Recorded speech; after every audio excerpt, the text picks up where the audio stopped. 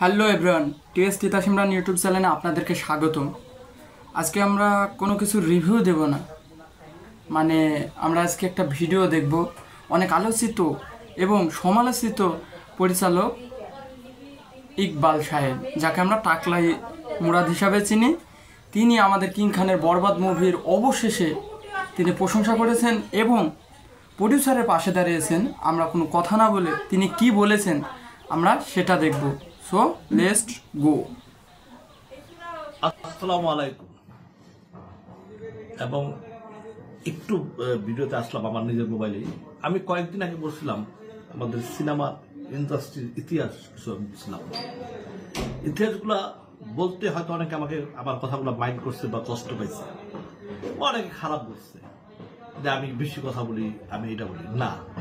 আমার একটু জলে একটা প্রডিউসার অনেক কষ্টের বিনিময়ে একটা ছবি বানায়, আর সেই ছবিতে যদি তার চালান ফেরত না পায়, প্রফিট যদি না আসে, তাহলে ইন্ডাস্ট্রি ধ্বংস হয়ে যাবে। এই যে আমি এখন ওনার ভিডিওটা আমি দেখলাম, ৭১ চ্যানেল সাক্ষাৎকারটা দিচ্ছে,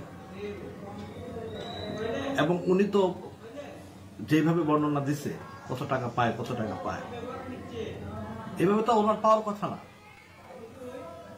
হল মালিক 50-50 দিয়ে দিবে, সিনেপ্লেক্স 50-50 দিয়ে দিবে, তাহলে দেখবেন প্রডিউসাররা টাকার মুখ দেখে।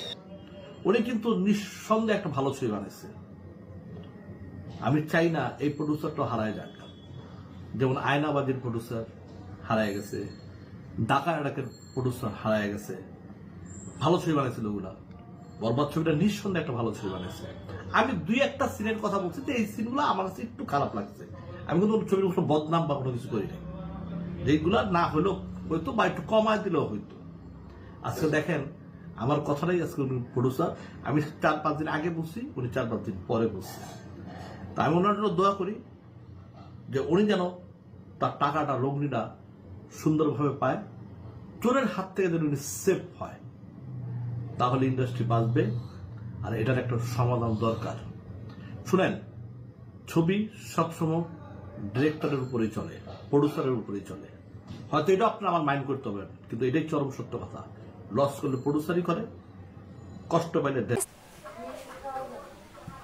তো গাইস, আমার কথাগুলো তার মানে এই প্রথম আমার ইকবাল সাহেবের কথা তো ভালো লেগেছে, এবং ওভারঅল আমি একটা কথাই বলবো যে আমি নিজেও তার প্রমাণিত। কারণ আমাদের সিঙ্গেল স্ক্রিনগুলোতে প্রত্যেকটা সিনেমা হলে মানে কমপক্ষে না হলেও 450, 500, 480টা এমন সিট আছে, সিট সংখ্যা।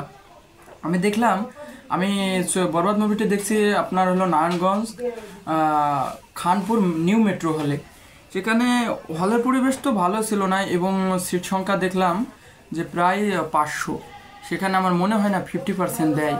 সারা দেশে বরবাদের প্রতিটা শো 500 করে শো চলছে, হাউসফুল যাচ্ছে, অথচ প্রডিউসারকে তারা সঠিক হিসাবটা দিছে না। এবং যেই দামে টিকিট সেল করছে, টিকিটের মূল্য দেওয়া আছে 50 টাকা, অথচ মানে ডিসি লেখা 50 টাকা, অথচ সবার ঠিক নিচে 250, 200, 300 ব্ল্যাকারে বিক্রি হয়েছে। তারপরেও এই যে আমরা, তাহলে যদি প্রডিউসারের সাথে এগুলো করে হল মালিকেরা, তাহলে আমাদের এরকম বিগ বাজেটের মুভি কীভাবে পাবে? আপনারা ভাবুন যে ইকবাল সাহেবের কথাগুলো খারাপ হলেও তিনি কিন্তু এই কথাগুলো ভালো বলেছে। তবে তারপরেও তিনি কিন্তু খোঁজ মেরেছে যে ছবি হলো স্যার এবং ডিরেক্টরের উপরে চলে। হ্যাঁ, সে ওদের কিং খানের নামে ছবি চলে। তো আমরা একটা কথাই বলবো, আমাদের সাকিব খানদের একটাই চাওয়া যে প্রতিটা হল মালিক তেনারা তাদের সঠিক ইনফরমেশনটা দিক, এবং আমাদের এই টিকিট যেভাবে টিকিট বিক্রি হয়, এটা না হয়ে যদি ই টিকিটের ব্যবহার হতো তাহলে ভালো হতো। প্রডিউসাররা ঘরে বসে জানতে পারত তারা যে কোন হলে কতটা টিকিট আজ সারাদিনে সেল হয়েছে। তো ওভারঅল তার কথাগুলো আমার অনেক ভালো লেগেছে, এবং তারপরও তিনি চুলকানি দিয়েই গেছেন। তো আজকের মতো এখানেই। অবশ্যই ভালো লাগবে না, ভালো থাকবেন, এবং আমাদের চ্যানেলটি ভালো লাগলে অবশ্যই সাবস্ক্রাইব করে পাশে থাকবেন। ধন্যবাদ সকলকে।